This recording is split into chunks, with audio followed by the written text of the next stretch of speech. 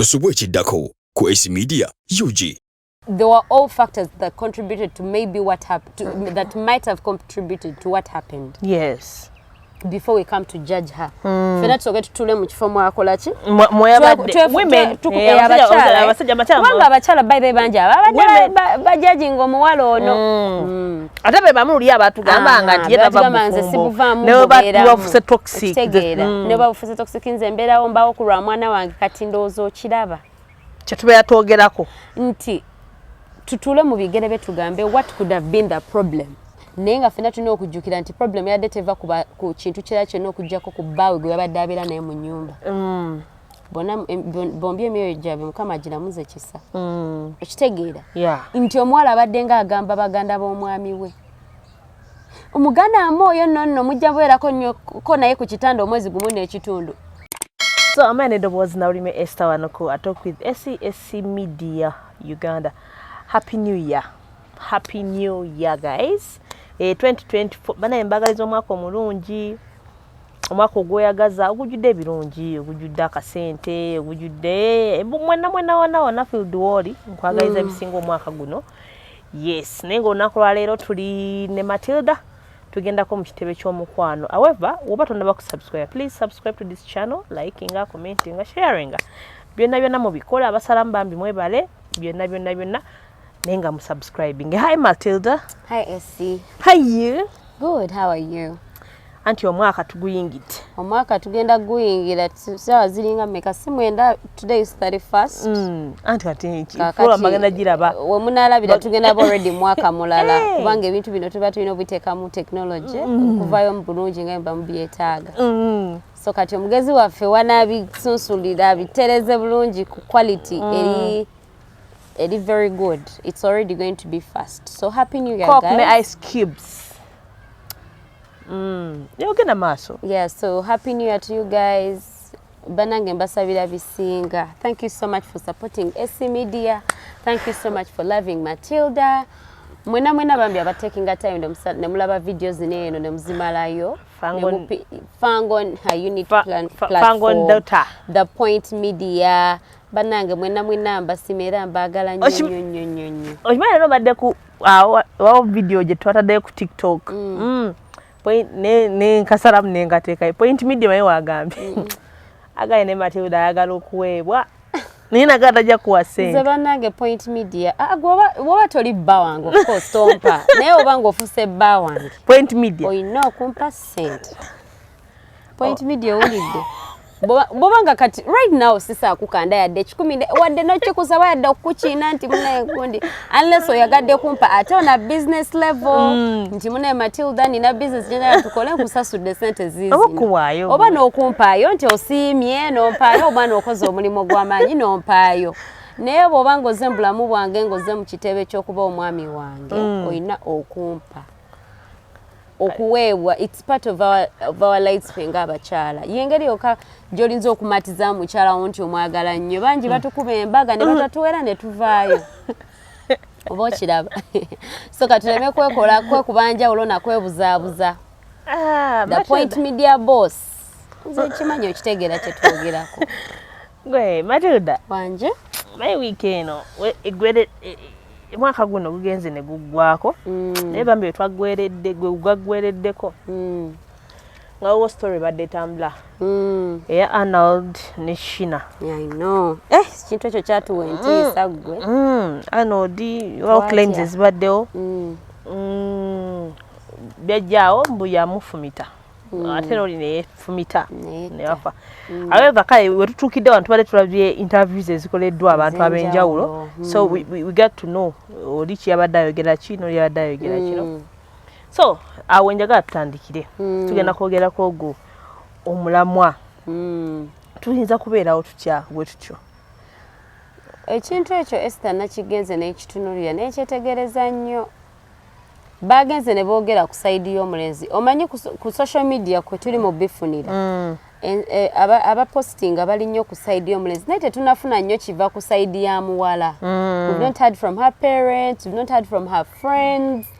tetunawulira kuba yabadde anyumiza ku maybe challenges abadde ayitamu kati tetunawa kutegeera bulungi side y'omwala yinga tuli nnyo ku side emu nti bambi of course it was very unfortunate and very saddening that obulamu bw'abantu babiri bwakoze eki bwavuddewo waneeno mu bulamu bw'ensi muno mwe tutambulira ate nga bonna ekisookera ddala babadde bato okitegeera libadde omanyi kati fe abavubuka tulisuubidde nennyo ku nsi eno Uganda okitegeera n'ensi okugyetooloola another thing tibabadde bazadde okitegeera they left a very young baby ayetaaga abazadde be eyetaaga maama we eyetaaga taata we of course fenna tusobola okufuna abazadde abatukuza naye ate omuzaddewo oli abeera ate wanjawulo nnyo oba kitegeera kati omwana oyo n'afiirwa ne tutunulira abazadde baabwe owa Shinah ne Arnold nti bazadde ba Arnold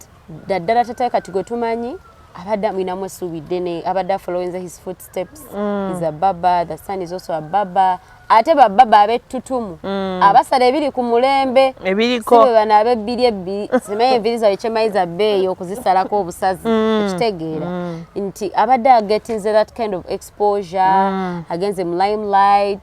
I saw an interview the father made nga balaga nti abadde atandise getting in touch with big artists nga bakamiliyoni abasala enviiri olone bu videos obumu nga ye kennyini abwepostingira nga ali ne bakamiliyoni so akulaga nti abadde muntu nga atuse at a point of no returning back into poverty into nga akulaga nti kati asimbudde ku bweno point ntambula ngenda maaso career wise even himself as a personal growth ngalaga atuse point kwa mnaibola ebintu ngebe kitegeeza akasimbi kakola ki kajja katisime kajja yes kati beba omwana omuwala nga ye twawulidde abadde akyasoma meaning obulamu abadde atandika butandike it was just the beginning for her tanaba nakubaako nawe yatusa akyasoma tanaba nakumaliriza misomo gye she's a new mother. Motherhood is very beautiful okitegeera kati nga atandise ofuna ku bibala ebyokubeera omukyala oba okitegeera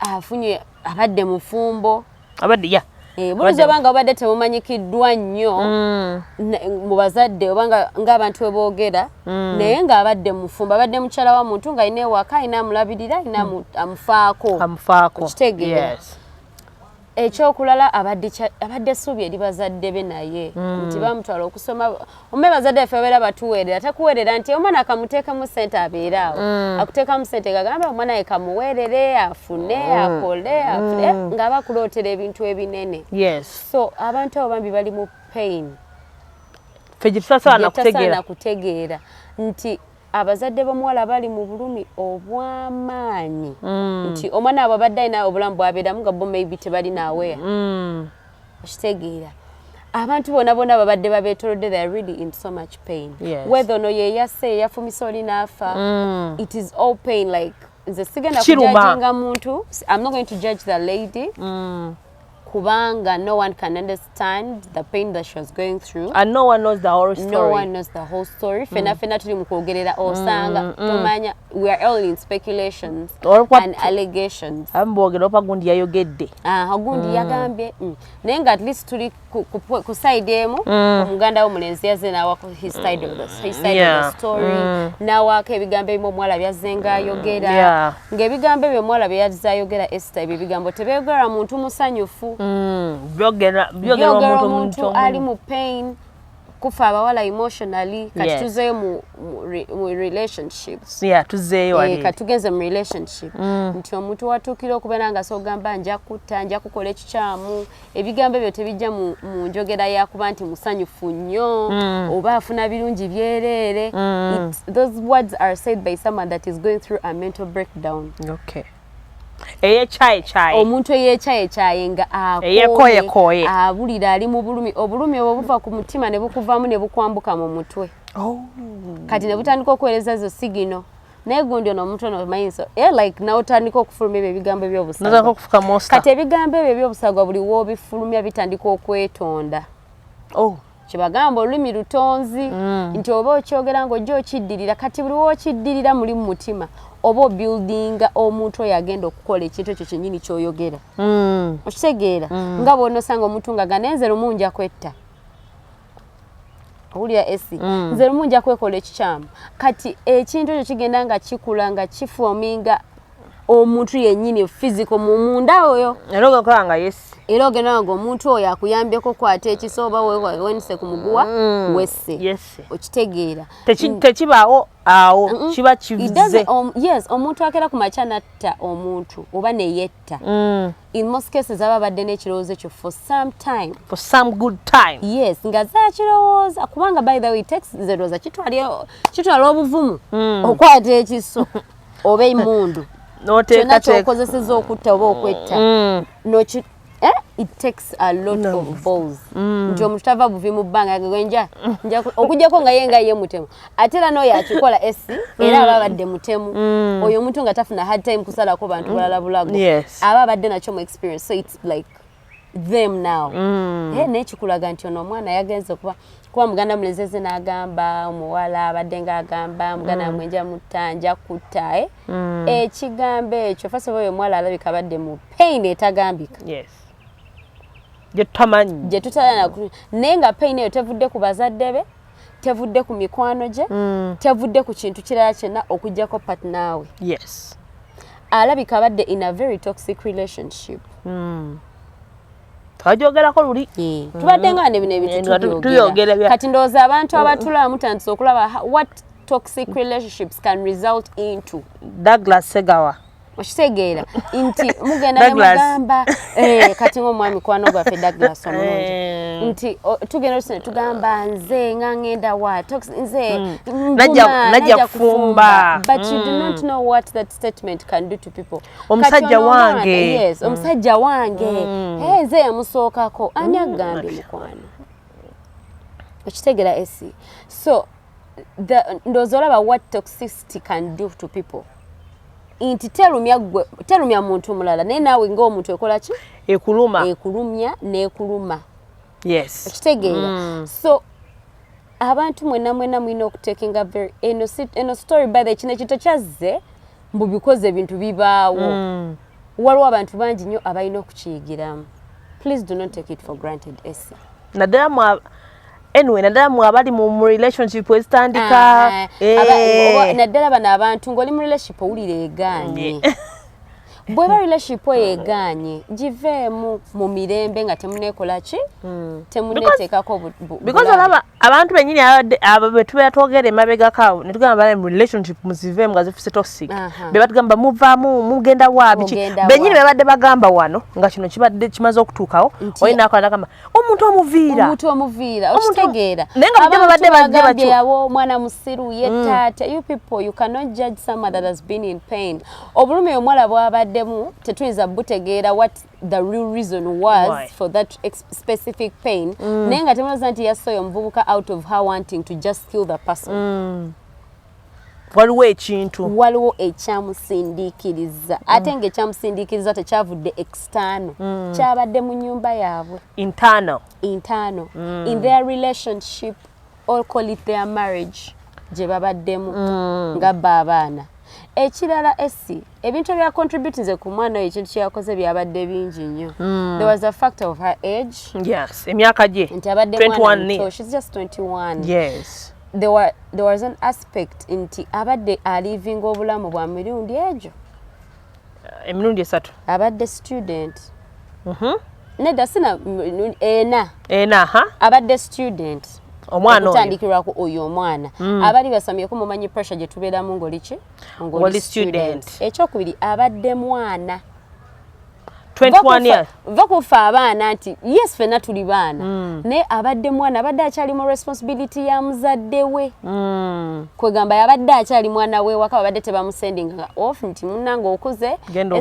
it is well you can go get married or you can go start up your own life ekyokusatu abadde muzadde omupya first time mother ayina omwana ekyokuna abadde mufumbo eyefumbiza those are 4 lives obwo obulamu bwonna nno bwanjawulo ebizibu byabo byanjawulo bw'obeera ng'osoma bannange tusomye we know abaana bagenze ku university you know the pressure that comes with education You know the pressure that comes with still being under your parents' responsibility. Nga bamanyi bakyakulabirira. We know that kati abazaddeko omanyi pressure eri mu kuzaala omwana. Esther, njagala nga tubinyonyola kimu ku kimu. Nti omwana ono abadde ne stress nga maybe ali mu bunofu mbo ne bazadde be tebaki kuba nawulidde bagamba tata badde takimanyi nti n'omwana muki yafumbirwa nti balina n'omwana adda kimanyi omwana we ali ku ssomero kati imagine omwana ono abadde ne pressure nti bazadde bange ewaka bamanyi ndi ku ssomero oba nfuna bulungi eyo pressure gitadde wali ayina pressure nti ayina okusoma in fact ayite bazadde baleme kulowooza nti no yakoze eki yagudde ebigezo ayina okuproducinga results ezamutwaza ku ssomero eyo na pressure kati nga ayina pressure ey'obufumbo you people you know that pressure that banange relationship bana ife natuzibira muzimanyi olaba obera muntu mukulu relationship ne ku breaking it down nga toina any other responsibility apart from that one man or that one woman nena ku breaking abwat neno ole mwana okola emirimu ku office yaddo oba oyine edduuka alyo bakasoma ne bajja n'obavuma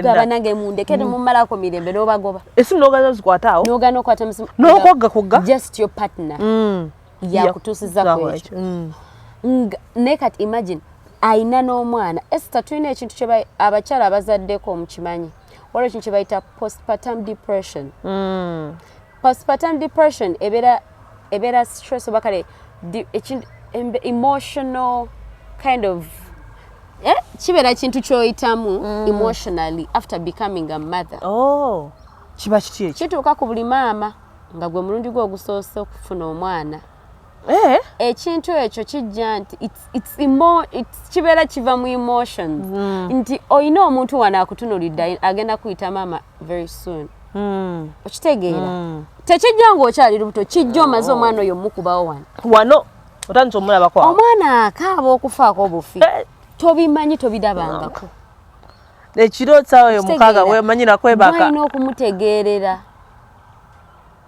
why is the baby crying abakyala abamu otya na butino gamba oh god how am I going to handle kati people abatulaba imagine ono omwana ebyo byonna ebintu abadde abibeera nga bimuli kuye ku mutwe yekka omuntu ogwo one person taata we waba abadde tamanyi tino maybe abadde mufumbo kitegeeza ne mama abadde takola ki takimanyi abantu maybe abadde balina okumuadvise nga babadde nga bato banne experience abatamanyi kintu kino kyolimu okikwasaganya otya naye nga te maybe singa mama abadde akimanyi maybe abadde nga asoomukuya n'amugamba nti tukole bwetuti nti abadde n'omuntu omwami we naye abadde as young as she is kuba tebaga omuvubuka abadde nga 25 omuvubuka abadde wa 23 tata we yagambye abadde aweza 24 next year mu January babadde baana ate ng'oli wa 21 nnyo nga bwe nkikombeza very young people nti okutunulira ku pressure zibonabona ze babaddemu omuvubuka yabadde ne pressure nti ali mu ttutumu bamumanyi gundi amanyi the pressure that comes with that is also different abadde muto ali mu myaka egy'okweyagala akyagala okwana akyagala okukola kino akyagala okukola kiri himself as a person mentally he was probably not ready for those kinds of responsibilities nti afunye omukyala ate azadde n'omwana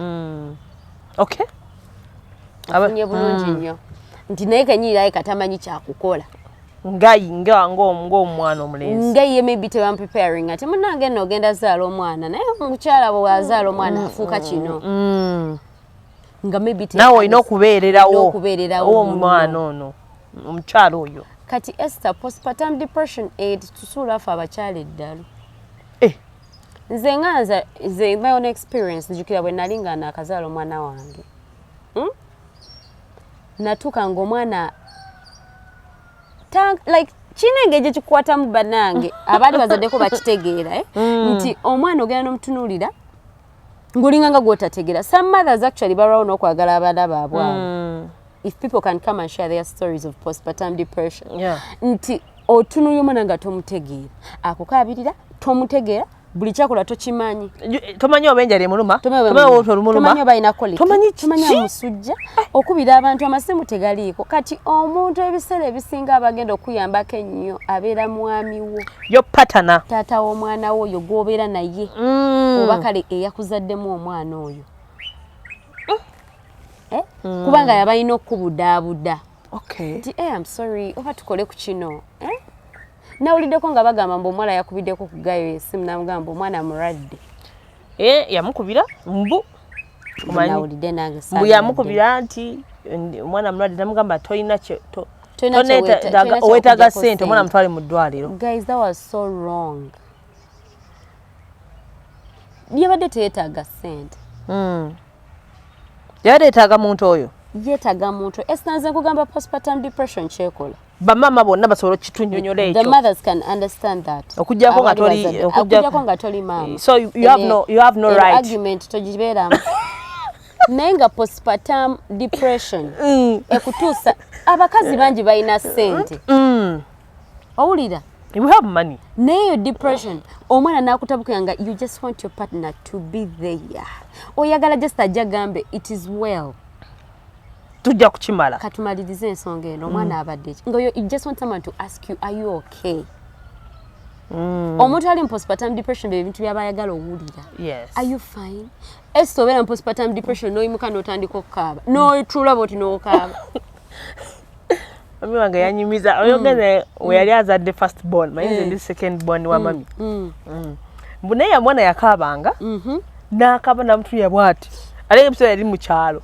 namutunya bwati mwana n'akaaba yagwe kati nga jjajja omugenzi katonda omwewegu mirembe nagira nga omwana mulekeka mu busitule naye ng'awulira abikoye kati wayogera boteeka na understand nti ndaba picture kwanga nze sinaba naye kale nkiraba kyogezaako okwogera nti that postpartum depression oba weetaaga just omuntu agambe Esther let me handle this naye patanawo nga bbaawo engeri bazaddemu olinza nobeera ne maama wo najja n'agaana okukutereeza ne patanawo nga patanawo gwe weetaaga oba onfuna bulungi nga olebya ddala ebizibu bino yabireeta no omuwala oyo yabadde mu pain nga teri anywhere like very far from her partner pain yonna gy'abadde ebaddemu ebadde eva ku bbaawe pain eyamuleetedde okukola ekyebadde eva ku bbaawe si ku maama we si ku taata we si ku bakwano be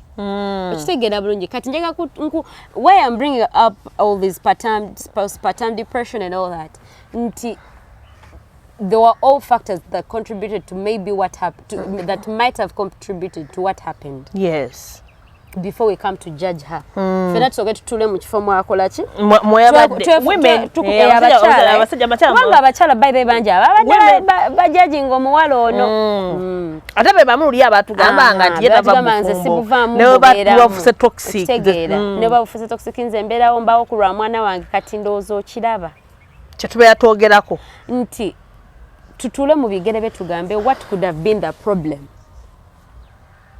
naye nga ffenna tulina okujjukira nti problem yadde teva ku kintu kirala kyonna okuggyako ku bbaawe gwe yabadde abeera naye mu nnyumba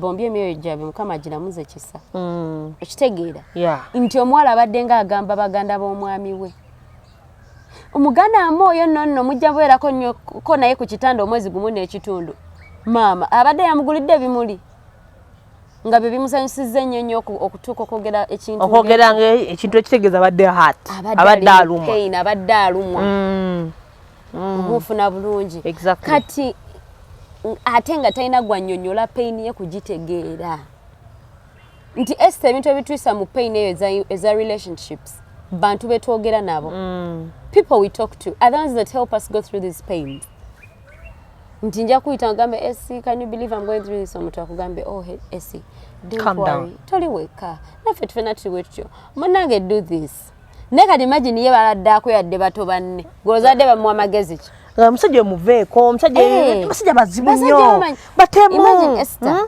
tubeerawo kati jjuke twabeeranga abaana abato ng'eyo nga tukyali mu relationship z'obuteezi ng'omuntu agenda agamba neba nangenze guy nageza nkola ekyo nze mukola ekikyamu Kateza kwesanga mukama tonyo okusekera mu mboze eno nenga imagine akadde agamba banne mutuka ko ngaga neze wembagwe nze nkittano kitta abakitegeera omwami Jacob omutuuze yazze n'agamba nti omwala yamukubirako ku ssimu yamweza voice note she reached out to him about that specific guy okitegeera omuntu watuukira okuleka abantu abamwetodde n'agenda ku radio ku muntu gw'atamanyi ku stranger amuwa amagezi kitegeeza mwaba muli okumpi mulemeredde omutegeera you have failed to understand her pain or his pain nti singa osanga maybe abadde alina gwe yali ayogera naye awo abamulinaanye bandi badde bakola ki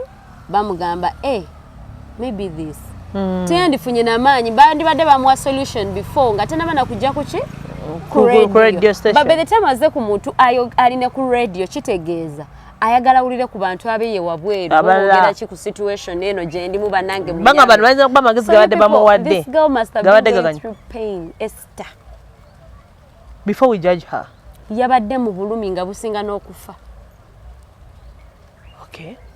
nga buluma nnyo nze nadde ngambe eyo mukwano gwange nti okimanyi oyo omwana ayinza obba yeesaze n'obulago nga n'obulumi tabuwulira Esther, the pain that comes with people hurting us in our lives, especially our partners, ekutuusa point ng'oli nnambu nti nga tokyafiiringa nti ne bwakusuna bw'ati towulira pain wasanyalala wayitako nti oyo mwana wayitako dda kyova olaba ng'osanga bamama abamu babeeramu ezo toxic relationships obusungu nga talina ng'ejja abukwasaganyamu n'abuteeka ku baana bw'oba wule omukazi yakubye omwana n'amutta omukazi simanyi abadde akutta ekintu omwana yamukoze bw'ati pain basite mothers abamu n'omusanga nti yakutte omwana w'omusajja n'amukuba n'amumalawo ng'ali mu bulumi tamanyi engeri yabutyo naye nagenda tonagamba naye n'omwana alaba ali mu kubeererawo omwana bw'atazaala kyokka ate n'omusajja takola ki tafaayo tambaze emagezi oyo omwana teri amanyi fe abaana abawala tugenda ne twagala abasajja ne tubawa buli kimu ekyaffe kitegeera this girl must have been nga ya investing ze mweno relationship ne guy oyo Esther nze bwakugamba mbonna oyo mwana abadde student I can imagine some of the things yabadde nga akolera guy oyo I'm only imagining bwe mbanga nimba ababadde babali okumpi basobola otulimbulula ng'olinza okwesanga omwana oyo omuwala olaba abadde mweno relationship ng'ateekamu koneka sente ke wuyo abadde student twasomanga n'abaana nga agenda n'akwata tuition n'amuwa omuvubuka oba kitegeera mpulira Matilda n'akwata sente ze n'aziwa guy nga yazimuwa n'akwata sente ze ne basasula rent okitegeera nti njagala tusasule rent banga nemebonabona abawala nga yagadde omusajja byonna abikola neera oyo omwana omala watukidde okuzaala omwana nga bazadde be tebamanyi kitegeeza abadde yasalawo nga takyayagala kumanya oba bazadde bange bawulira batya oba batya yange byonna tayagala kubimanyi nze byange byonna ekyange nkikoze I'm doing it for my man. Yeah, so you people, let's not judge this lady. Kubanga pain jabadde mwe badde nyingi. Abana amujajinze. Nga kugwali ya alaba oba yabadde agobeda story no oba gwe ya judginze. You can't even handle it for the time jabadde handling idde. Nga golizo bache yakoze wandi badde wakikola da. Yana Matilda. Nze nkubulira. Nga yakuche yakoze feche twalabye omwaka nga guggwa gwe wandibadde wakikola n'omwana nga n'omwaka tegunnatuuka wano wetutuuse nkitegeera genda maaso Matilda so bambi abatulaba omwana oyo tetumuteekako nnyo bukyayi kutandika gamba lwaki yawose atya nze nga netta ntya omuntu ayogera ekyo nti netta atya sometimes you have some experience you can you already know how to handle such pain kati gomanyi kyo bono omwana abadde just that was her first relationship her serious relationship abazaddeko ku baana mumanyi bulungi nnyo bw'ozaala omwana akyakukola akyusa obulamu bwo bwonna oyinza okwesanga omwana onabadde mu bulumi twagenze ne tuwulira omuganda omulenzi yagenze n'agamba omulenzi abadde nga ne messages ezitextinga ex-girlfriend we. Yeah. Omwana nayizo ebintu bye yakoze eki. Yabirabyeko. Nagamba omusajja ono ng'ajoga. Ndina wano namuzaalira omwana. Ndi wano waka. Nze kankubulireko nali mu postpartum depression. Nga sisiga agamba siga wayiriza ex wange nti yali anyenda nako. Naye yakeranga n'agenda mu auto. Omwami wo? No, nga sitakikola mu kamanyiro, but nga akikoze nti nga akamala okuzaala Matilda. Singa naakamala. Nga nzadde. Naye nga kati nfuuse maama. Responsibility obulamu bwange kati bukyukidde ddala. Sikyasobola amala gafuluma wabweru nti ngenze out. Sikyamala gakeera nti no. Sikyasobola kwambala buteteeyi bwange bumu olubuto lwange lunene lukomeeno. Okitegeera bulungi nnyo terunnaba kuddayo. Envi sikyasobola omwana nkyayonsa. Oba onfuna bulungi nnyo. Ne ex wange lumu nakeera n'agenda ku macha. Omanyi ekirowoozo kye nafuna mu mutwe. Nagamba nkomyeko ono omwana. Just that nti agenza. Just okufuluma nanga, baby, I've gone out to meet my friend, let's say Brian. Ngezeko ne Brian yapse tugendako out. Ate nga naye omulaba abadde supportive nno. Abadde akubeereddewo. Naye akakanako akamu ke yafuluma. Nayogera ebigambo 10 mu mutwe gwange. Sigenda kuddamu kuzaala. Abasajja bayaaye. Omusajja ono amaze okunzaalamu kati andese wanene waka. Kati yazzeeyo mu bibye. Jjukiranga nange nali nkyakalamu ak'olumu. Kitegeera kati ffe twabanga tukyakala na bwe tuti nga tutambula babiri. Kati imagine naawe ozadde omwana kati ate omusajja akulekawo waka. Agenda out. Agenza kunyumira. I'm just giving an example. Festive season. Kati nga mweno festive season. Ate nane tomusaasira. Oyina okuyonsa omwana. Oyina okuyonsa omwana. Kati imagine that pain that girl must have been going through, Esther. Nti omusajja we babadde batambula babiri kakati atambudde akoze ki? Agenze. Kimu bibiri agenze musimu ye. Alaba ex yamweleza ka message amugamba nkoma ojagala to reuniting ne bagenda kupata kubanga agenda ne bachalibe. Kati nze nkugambe tewaliwo na bwenzi. Ne natabuka ningamba sigenda kuddamu kuzaala ono mwana sigenda muzaako nkomyo zaala nga ndikaana tekana wala naweza miezi 6. Ne kati Matilda byogedde. Omuntu adiringa atya n'omuntu life nga olabye Arnold yabadde nti abadde akuba ebbaala akomawo ku macha. Kati wafuna patana ngoyo, how do you deal with them? Odiringa otya n'omuntu patana ngoyo ngakuba ebbaala ebintu ng'ebyo. Omuntu ng'akuba ebbaala engeri gy'oyinza okudiringamu nnyo naye ebeere esookera ddala topapa mutikka buvunaanyizibwa. Oba nfuna bulungi gwatulaba. Omuntu ng'akuba ebbaala, don't rush them into responsibilities of getting them to be parents. Nti ofunye omuntu wa bbaala mwana muto topapa muzaalira. Kyoba omanya oyo mwana gw'omuzaalidde talina kyagenda kumukyusaako n'ekyo. N'ekimu. Obulamu obugenda sigala bwe bumu. Because that is exactly how you got them. Hello. Okitegeera. Togenda kumukyusa nti omusajja ono kemuzaalira abaana bala tugende tweteekamu ebyo ebirowoozo nti bwe nazaalira omusajja ono agenda kukyuka. Obeera mukyamu nnyo emirundi 15. Men don't change with responsibilities. Bakyuka beeyagalidde. Ebyo gamba nti ogenda muzaalira abaana. Nze kanzaala abaana ajja kukula. Tajja kukula hani. Agenda kusigala yoyo. Oba nfuna bulungi. Kati ekisookerwako ddala, if you're getting into a relationship with the lifeist, try not to have kids with them immediately. Don't rush into those kinds of responsibilities. Oba nfuna bulungi. Ekyokubiri, bw'oba olina ebbuba eyo relationship togibeerangamu. Ey'omusajja nga lifeist. Akuba ebbaala. Tobeeranga mu relationship n'omusajja ng'akuba ebbaala. Ng'olina ebbuba. Kuba omusajja akuba ebbaala buli lunaku afuna abakyala abapya. Si baayagala. But they make friends easily. Babeera very social. Ate n'abakyala naffe tetutudde. Omuntu nga serebu ng'oyo nange bajagala mbe. Not even every girl that is in his life beeyagala. Okay. Yes, babeerawo just nga babeerawo ba mikwano. Kibeerawo. Nze I'll give you my ex was a DJ. Nga DJ. Brian DJ Brown skin omulaba nenga nze ndoza mukama yampa kisasa ina buba oba nali nategeera mulimu gwa mwami wange anti ono teyabadde DJ kale he was a lifeist he was going out just nkwaddenga exam yes. nti they have no difference bwava mu salon okusa wiye video bakugaba adda asala chameleon so what's the difference chogamba malo kusala chameleon envidi namugamba guy wange togendera wawo otyo waka soko je tuiteko ku mmezo nga tugende kololo kati obo ogenda mugamba ki akugamba nti ate ne mukolo chameleon onosonyi wasejja kujja anti nino omukyali waka ninze amuga myaka 23 ye I've already alaba ya hiteze jackpot nasazi celebwa ntwala out aba yakatuuka ngasangayo ku mikwano emirala ngasangayo ku baana hi how are you oh my god my name is Matilda nice to meet you ngagatufudde abaana abalungi abaleeru abaakula ne bawula ebbobo ino divaako ng'odatinga omusajja nga lifeist nga ali awo ali butaala ekyokulya ina okulekerawo okubeera nozi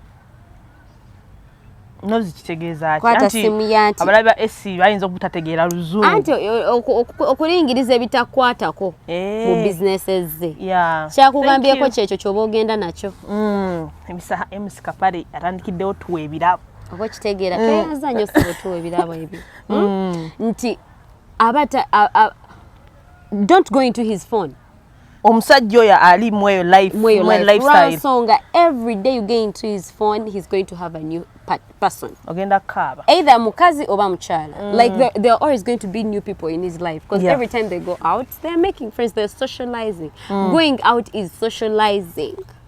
You should understand that as his partner. Okay. Going out is socializing. Bwabanga atuuse abakyala abo bafuna mubeeramu abamwegwaniza naye olusi beyegwanyiza. Yes. Kati towepa mpaliga Bobo gambye okebere simu making sure omutima gwogo simu nafu na wano nali kigamba Esther nze nkebere simu nze sikweka nkebere simu naye omutima gwo gulina okebere simu omutima gwo tegulina kubeera munafu n'abango oli munafu bye byatisiza omwana oyo omwana yepampaliza okebere simu y'omusajja asanga mwaga message gatasaa ku holdinga yageze kumuta naye kola ki kwetta naye nga tesinga yali yategeera omuntu gwe yagenda naye gwe kubanga obalaba bombi badde balekanga their lifeists. Yes. Kitegeera ne maybe omwala ya atefa abawala tukula mango mbirowoozo yaleka bwe yafuna olubuto nalowooza nti naakula yalowooza ne guy wagenda kula immediately nga ye bwakuze which was totally wrong. Totally different. That was very different. Nti gwe omwala ogenda kula kuba ffe kyatutondera abawala ffe tuzimba abasajja tuba tulina okukola ki okukula kaakati omusajja ye tagenda kukulira ku speed gwe omwana omwala kw'okulira. You have to understand your partner. Nti si mukyala nti gwe omukazi ofuuse maama ye okufuuka tata agenda kusigala akakulabirira mwana kati if you've gotten a lifeist ne mutuuka mu mbeera ey'okubeera serious tomurushinga kumutekinga serious. Let it come as him aveeyinga ye nga yeeyagalidde agambe you know what Matilda I am tired of this life nkoyo kuba pate gwe omukyala ky'omuyambako kibe kya kumakinga sure nti abeera safe mu mizungo gye. Oyina making sure nti abantu babeera nabo bamanya abamu nti wabange ewaka agenda kudda ku mwenda. Esther Brian omulabyeko are you with Brian is he okay? Yeah. Yes okay. Bwoba baka abadde nga ajja ku musanvu kuno nayisizaamu ziweze 10 nadda obaka kuya Brian have you heard from my baby nti muna atugambye ajja kaye kale ogugwo guba waka kubeera kusabira bba okutuukaka wabadiringa ekika ky'omwami ng'osazeewo n'ogamba kati nze oba life is nze gwe ngenda okugenda naye sifaayo ku busimu kyekyo. That is the best you can do for yourself. Tuula kalinda akomewo nze nkubuulira akomewo kuzaayagala 10 bw'oba ng'omukooye ojja tambula ekkola okole ki ogende viire naye bw'ona otandika okwagala omukyusa mujja kulwana okuvayo mulitandika okwedeetinga paka emuli ekyawa oluusi mufune n'ebizibu mwekube olwanisa abawala b'abantu abawala abamu bajambula mbu ababba baffe munnattu nga tebabaagala nga just they are friends with them nefe olwokuba ebbuba tulina lingi nnyo Esther n'onyigira omuntu omukazi oyo ayagala musajja wange nga tamwagala Uchulira mukwano. Ne olw'ebbuba lino lye tubana abakyala tulina ebbuba kiri kya butonde mu bulamu bwaffe. Ne tulina oyiga oddifuga. Olina omanya omuntu gw'oli naye ali atya.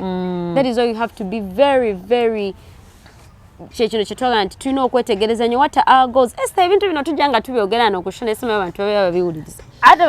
What are your goals when you're getting into a relationship with that specific person?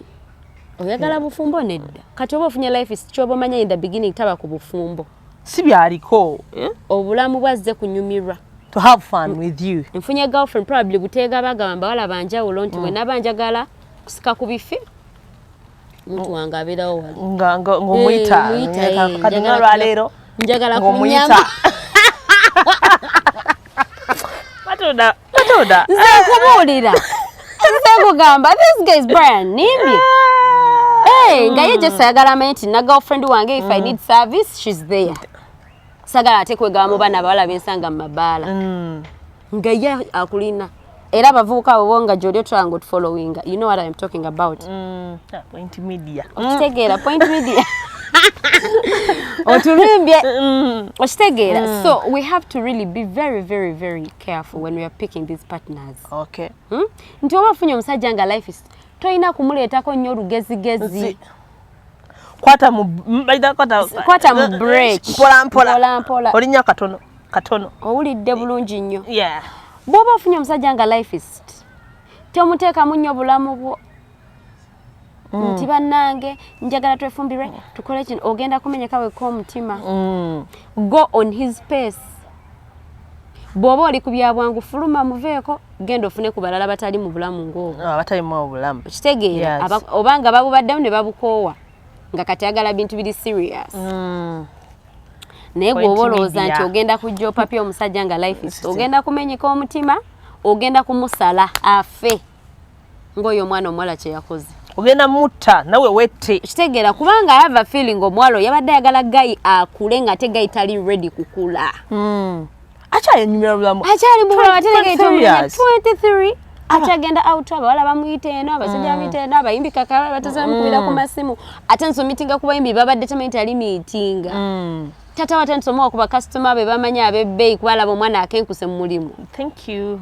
Okitegeera. So people, let's not rush these men.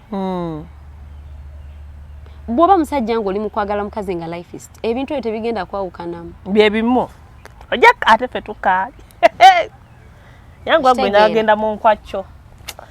Abenkwacho tujja tetunabeerabira. We are coming. Point media.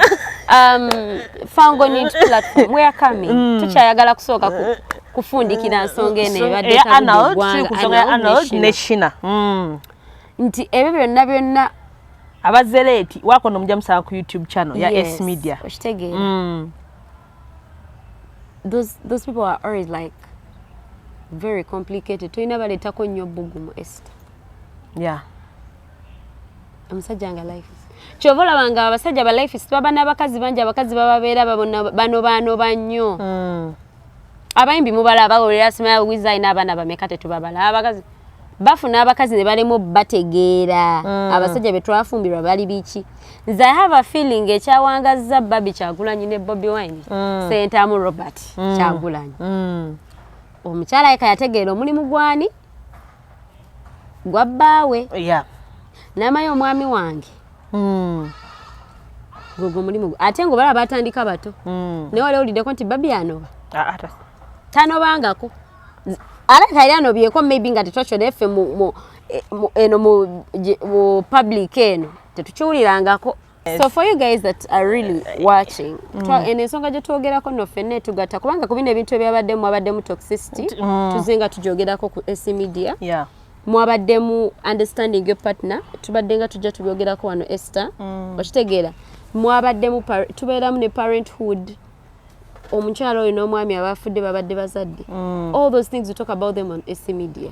Era abafollowing kyemanyi kati tuli ku mulamu mubaddemu relating kati kaneno ku S Media nali nkawuliddeko. So those people were in a toxic relationship. Shinah ne Arnold. Yes. Yeah. They were in a very, very toxic relationship. Eyabatuusiza ku point nti omuntu omu yagambye sifa nzekka Yes. Obulumi bwabadde bumuyitirirako n'agamba sifanzekka. Ono gaye wabasazeewo gamba taddeewa ex wange ng'amaze okunzaalamu. Yeah. Andeke wagende. Wakiri afa ffenna tumufiire. Oba okiraba. N'ekirala abasajja mulekerawo okutumanyiira. Kati omuwala anvudde nga nja ku musajja. Nti oba omanyi nti nno tolina kyonjagaza kya nnyo totawana kumalira biseera byange. Okay. Oba ofuna bulungi nnyo. If you're having your other partners and you know I have access to your phone, kindly delete those things. Yeah. Ucha Esther, you guys really... Nelimanyi wali abasajja abamu Matilda. Waliyo kale si basajja buka n'abakyala. N'abeeraawo nga takugambe nti genda. Wabula nga ayagala akole ekintu. Weegobe wekka. Oba olumu ne tulemererwa okusoma ezo zi red flags. Omuntu asobola okukola ekintu ng'olabye ddala omuntu yenna oba alinamu ako obuntu asobola bikola. Naye olw'ensonga nti oba ali awo abantu tebasobola kugamba nti. You're absolutely right. Abasajja abasinga tebakugamba nviira bakubisa bikola. Naba nga tadda. Manyi kibaita okubisa ebikola. Nti ajja kola ebintu byamanyi bikunyiiza ng'amugamba ko saga mutadda wakakiro.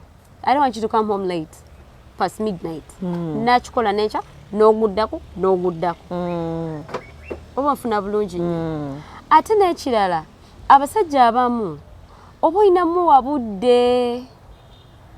People, we should learn to give these men time. Kyevudde gamba topapya omusajja esi. Oba tanaba kuwasa. Yes, bw'oba tanaba kwagala buvu tomukaka. Bane, don't rush men into responsibilities. Mboje? Mboye musajja yeye. Kale sewo. Tegeera.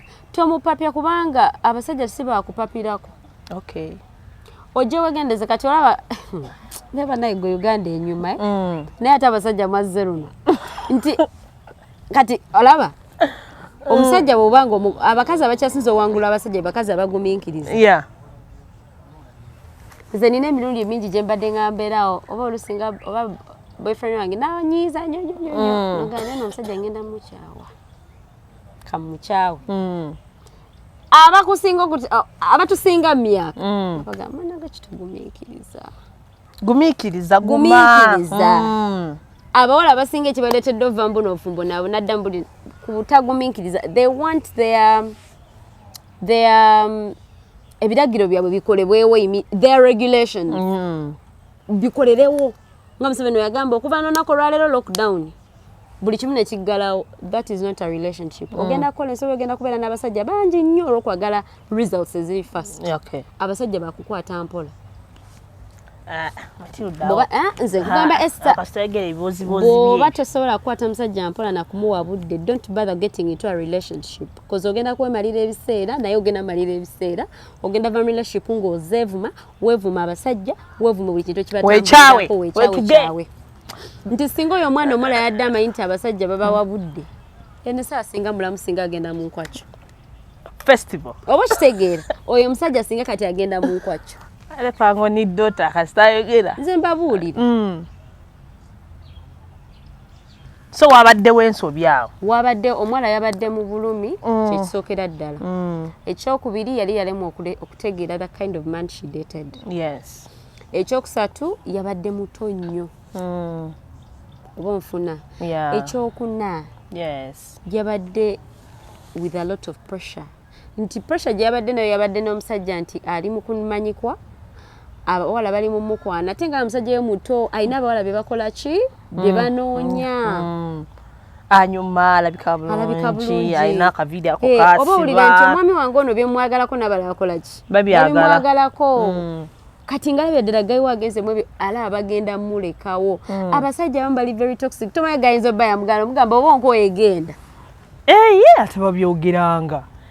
Agamba genda no kadi bami naye omwana tomunenya. Mukyala watu yali bazadde bamanyi nti nno ali ku ssomero. Sigamba nti oba abadde akola. Kati nga nej'omuga oli awo yaligeze nga talina wadda alabire ddala nti abadde betrayed. Checho kyakugambe nti kagambe kino ekintu Esther.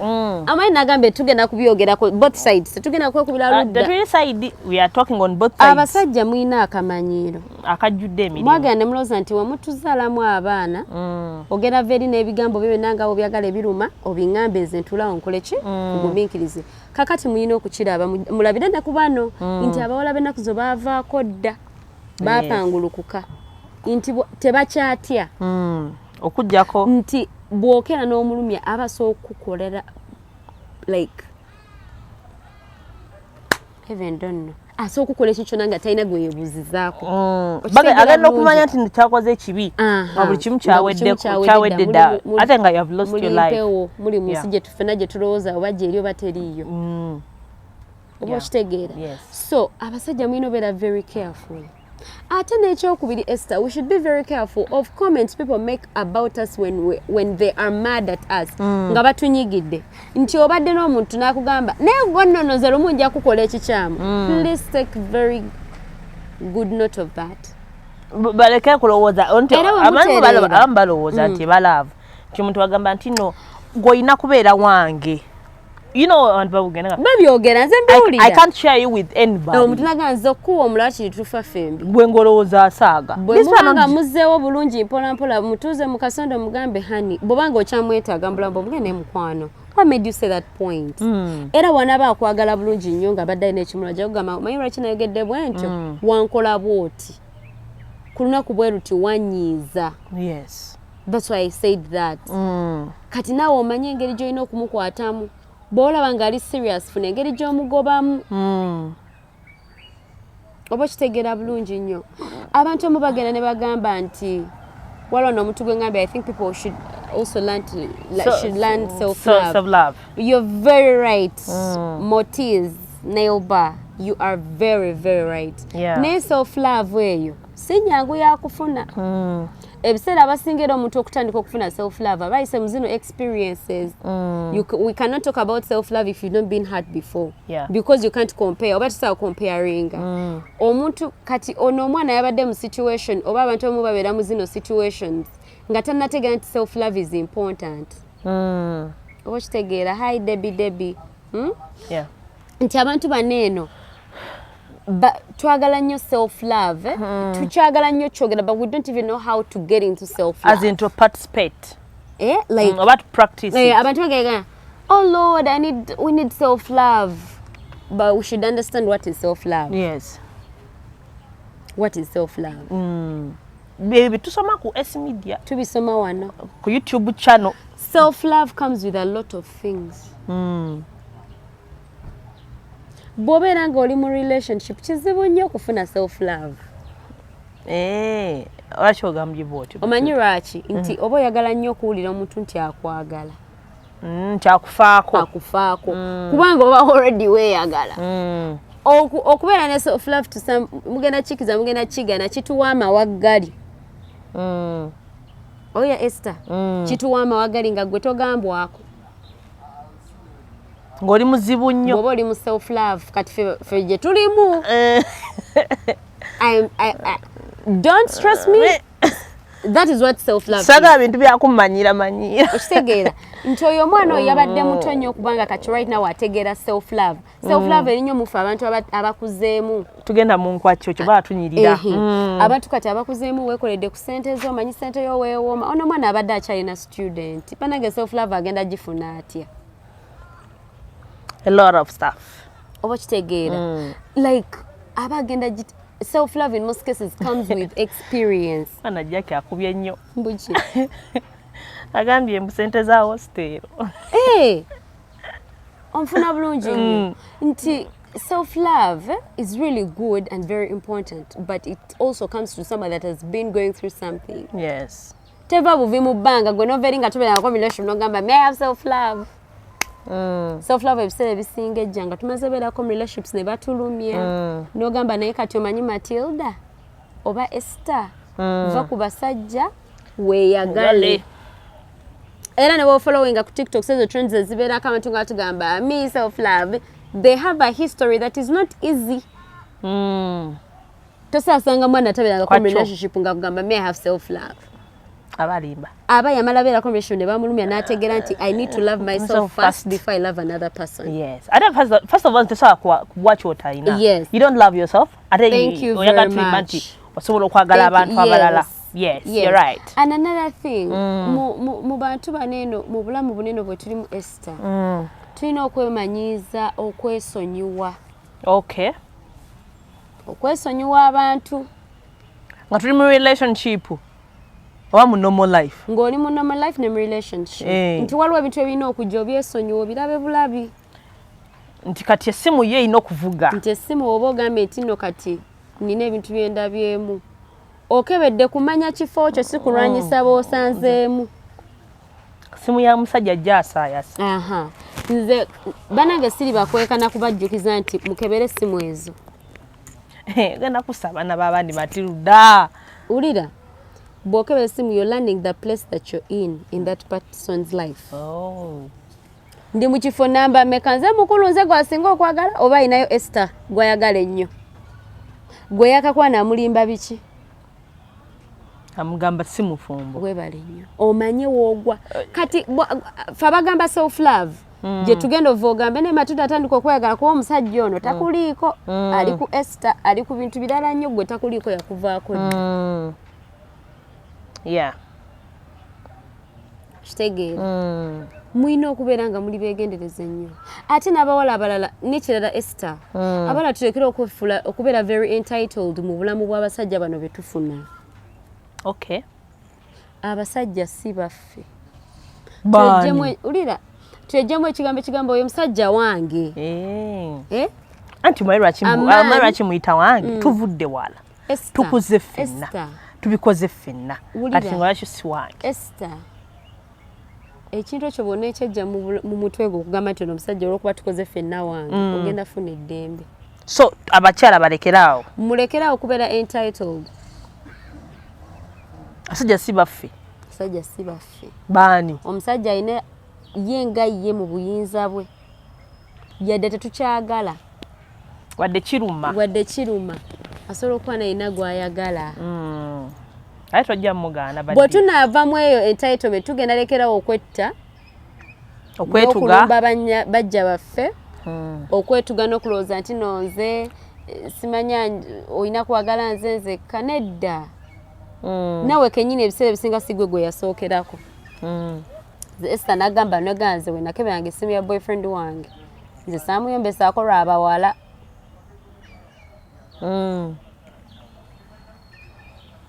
Okitegeera. Ng'era kumanya kifo kyo. Mu bulamu bwo? Mu bulamu bwe. Lwakuba ekyanyamba nti nze we nakeberera nze ali mu kisooka. Ogumaagumamu ng'ogaye. Tubasaasidde bambi. Baliwa. Ababeera awo bagamba nze sina mukazi. Agenda kugamba bambuuza are you married? N'agamba nze sina mukazi. Kati omusajja oyo era ng'omanya era oba ofunye position yo. Nze nakeberako essimu y'ebbange ng'agamba omuwala ng'omuwala yapostinze omwana oba yalina mwana wa sister we n'agamba oh how is our son. Ojegeera n'amugamba how is our son. Kati wakolo. How did you feel? Naseka. Ate nga nali sinaana kuzaala. Nemuto nenga ne kati omusajja ono lwaki annimba. Nze nkubuulira. Bw'oba tolina mutima that feeling ng'okebedde mu ssimu y'omusajja n'ota kubanga tuleba abakebera ne tusirika. Naye nga obisanzeemu ebyekisirusiru. Naye n'omutunuulira bw'ati nga yeepase. Nogana ne bannaaye. Naye n'osirika. That feeling. Omanyi ne tuba tulowooza essaawa ezo. Kaakati mwesonyiwa abasajja.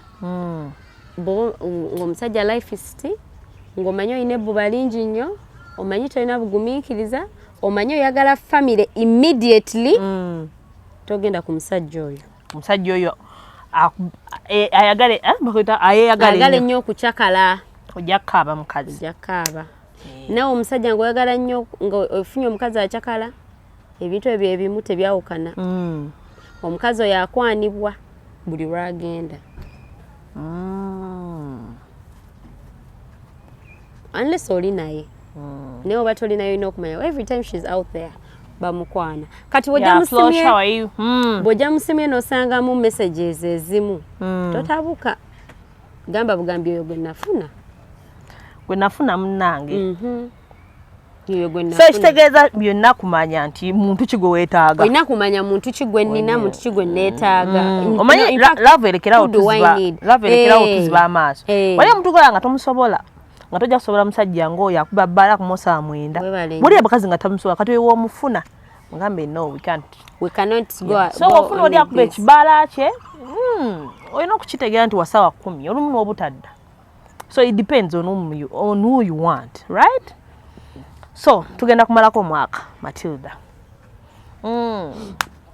resolutions z'omwaka ki era mu relationship naye nga bambi guys musubscribing ko SC Media eno ebadde mpanvu lwakuba tuzze late ku live naye waliwo ekisingako gye twatandikidde mugendeko ku SC Media Uganda YouTube channel musubscribing a lot is there tuba tuli kuki resolutions z'omwaka naddala mu relationship ne mu life ya bulijjo tumalirize tugende tweyagale ate wase kwacho tetwagala sanga ebifo by'omaaso babimazeyo alliance skin tulina omulaba mu maaso bwetu tumwetegereza so kakati kyengenda okugamba abantu abatulaba n'abatufollowinga n'abatwagala n'abawuliriza be tubagamba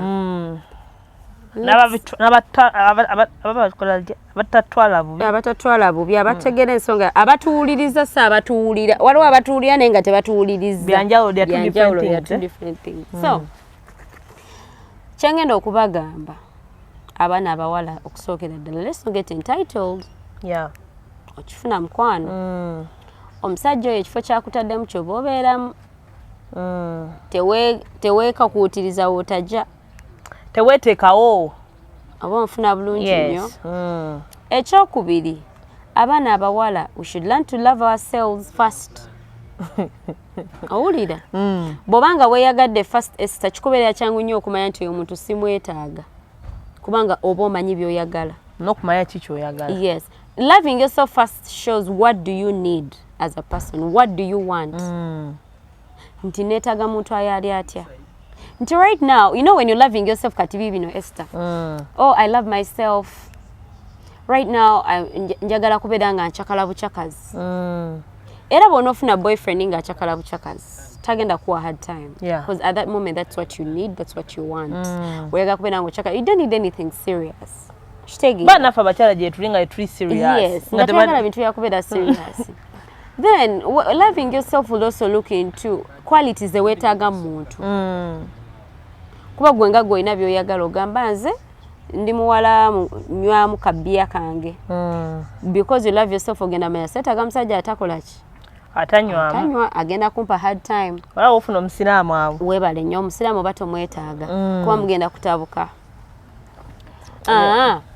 bw'obanga when you love yourself omusajja wanaabeera becoming a toxic ogenda kubuuka mangu togenda kwesiba ku musajja ofuna bulungi togenda kwesiba ku musajja ozenza ate sirina gye ndaga because you love yourself you're always going to choose the best for yourself and the best for yourself gwakimanyi nsonga kiri mu ggwe kati gwe abeera alaba abantu abalala n'obajajinga n'obaweyinga n'omanya kati ono ku byenjagala mu mutima gwange ne ku bye neetaaga mu bulamu bwange he fits ku byenjagala mu mutima gwange ne bye neetaaga mu mutima gwange takyabijaamu let him go wakiwulira Esther so that is loving yourself another thing banange omuntu waba akugambye genda duka misinde teweesiba ku muntu ati batugamba tugume okuguma kulina extent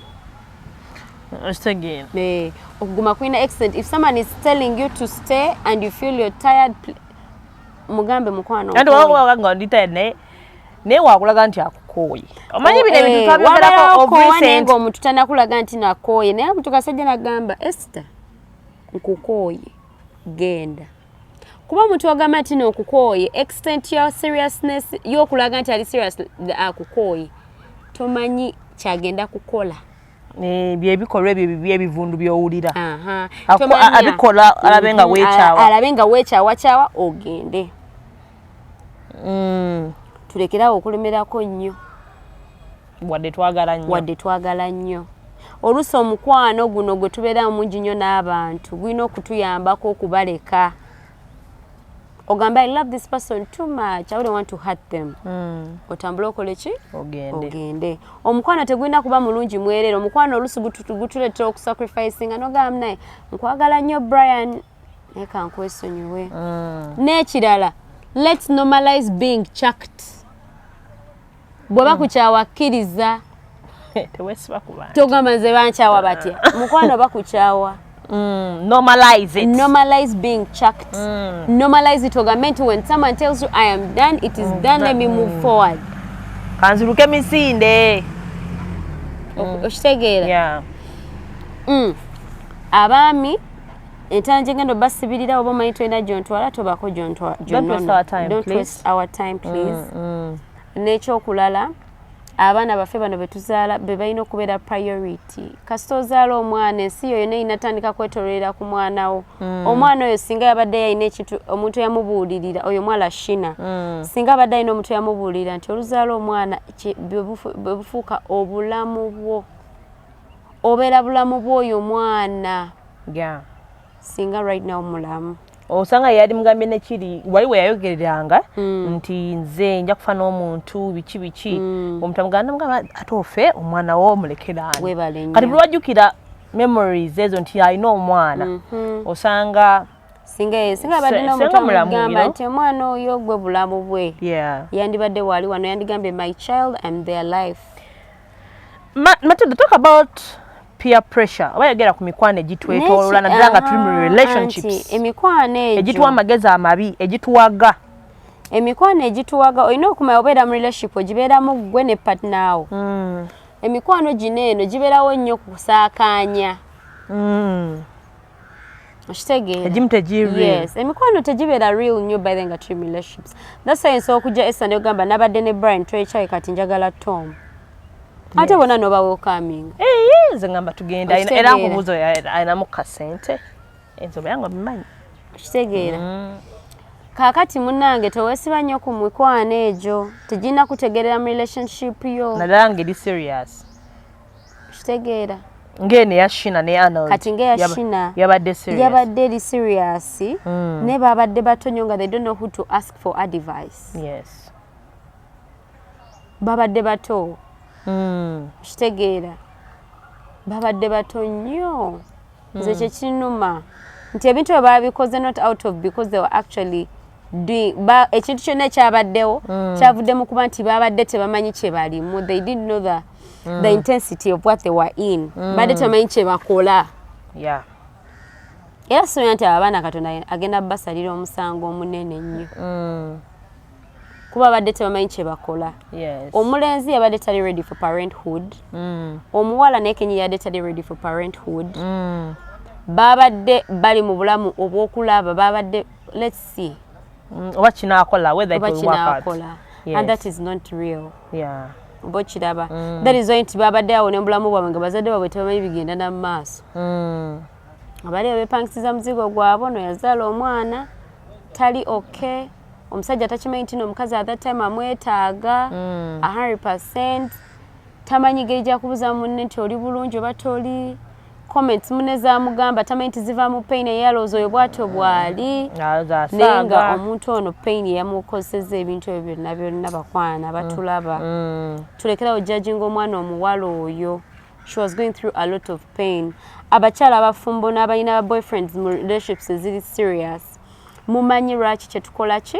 Kye tubeera tuyitamu nga tulina abasajja bano. The sacrifices we go through, everything. Abasajja mu ab'empisa embi mulaba ebintu byemukola bituleetera ne bibaleetera. Agambye nti crashingako. Mama Flosh. Ask agambe he's crashing on Matilda. Skapale, how are you? Jonah, nero gundi Matilda muyina kansala bavawala. So, abana ne bettawo ebiti ebye. Bafudde bato. Kitegeera. Yes. Bafudde bato nnyo. Love you more. Baby Ruth yakwagala okufaako obufu. Nze wendi. Baagala nnyo. Kati baddiya. Tulina okubeera nga twebeereramu nga Bobi Wine bw'agamba. Thank you, MC Kapale. kitegeera atusse ebirabo omwana ono bambi toyanziza nnyo ssebo naye nga tulina okubeera nga we really mind about our lives okutwaliza awamu n'abantu abatwetoolodde kituufu ekyo tubadde waliwo agambye nti olina bingi byosirikidde kansala Bavala agamba ka makeup kyekyo kansala Bavala Hawaii tubadde twagala wano ku kape eyafudde of recent due to toxicity ya batuka inviting mutunyumyemu guys mwebale twagala by the way leero 3 nkwacho wali wonna yeah kansoke mbasibula bali ku YouTube thank you so much subscribe for more tugenda wano kubeera wano ku live so tubagala nnyo bambi thank you so much omwaka ogujja aba YouTube we have a lot in stock for you please subscribe namwe abali wano ebintu nga bino tubirina ku YouTube channel Media bomuva wano nga mugenda ku YouTube naye wali ebirala bingi nnyo so please subscribe this channel tulabe ebingi nnyo ebyokwogerako naye nga bambi tubagala nnyo katika tugendeko wano waliwo agambye wano sirikidde bingi tunyumyamu ne bafaani baffe nga we tugenda maaso buli omu akole ki asinike request hi